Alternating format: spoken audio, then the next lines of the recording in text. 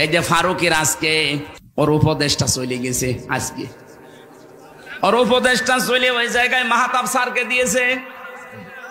ওর চলে যাওয়ার পেছনে যে কারণগুলো দিয়েছে 5টা না 6টা কারণ দেখলাম। 1 নম্বরে কারণ ওর বউ কেন মজিবের স্ত্রীর চরিত্রে কেন অভিনয় করতে গেল, এটা প্রথম কারণ দেখিয়েছে ওনাকে তাড়িয়ে দেওয়ার জন্য। 2 নম্বরে সমকামিতা, ও প্রমোট করতো যে পুরুষে পুরুষে বিয়ে হোক। 3 নম্বরে ও একটা সিনেমা বানিয়েছিল থার্ড পারসন সিঙ্গুলার নাম্বার।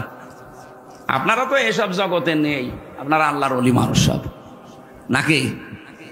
আমি উপন্যাস পড়েছিলাম ভার্সিটি থাকতে, third person singular number, bachelor, এগুলো দিয়ে পরবর্তীতে ফারুকি সিনেমা বানিয়েছে। এখানে এই পরকীয়া প্রেম উৎসাহ দেয়, কি করে পরকীয়া প্রেম করা যায়।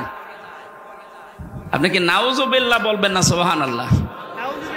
আমি প্রায় 8-10টা কমেন্ট পড়লাম, সবাই তাকে জানাচ্ছে ভাই আপনার স্ত্রীকে আপনি একটু কন্ট্রোল করেন, তাকে একটু পর্দা পশিদায় রাখেন, দিনের পথে চলার জন্য একটু উৎসাহ দেন, আর নিজেও ইসলাম মেনে চলার চেষ্টা করেন। কারণ আপনার দুইজনই মুসলমান, আপনিও মুসলমান, আপনার নাম দেখেছেন মোস্তফা নবীর নাম, সরোয়ার নবীর নাম, ফারুকি এটা নবীর সাহাবীর নাম।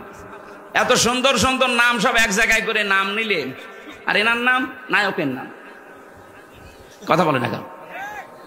নায়ক হয়ে যদি তাফসীর মাহফিলে আসতে পারে, আর আপনি 3টা নবীর নাম 3টা এক জায়গায় করে নাম নিয়েছেন, মোস্তফা, সরোয়ার, ফারুকি, আর আপনার বর নামও তো কত সুন্দর নাম। এই সমস্ত মানুষগুলোকে আপনি এক কাজ করেন, আপনার স্ত্রী স্বামী এখন ইসলামের দিকে ঝোঁকেন, কারণ আপনার কপালে আগুন লেগেছেই তো এই কারণে।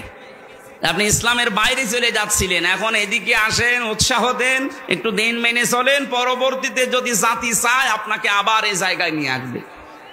কথাটা তো ভালো, এই কথা বলছেন না কেন? যারা এই দেশের জন্য ছাত্র জনতার সাথে যারা সব সময় ছিল, মাহতাব স্যার ছিল, উনি জেল পর্যন্ত খেটেছে। কথা বলেন না কেন? সমকামিতার বিরুদ্ধে সেই লোকটার যে বলিষ্ঠ ভূমিকা, আল্লাহ রাব্বুল আলামিন তাকে যেন যোগ্য জায়গায় বসিয়ে দেন।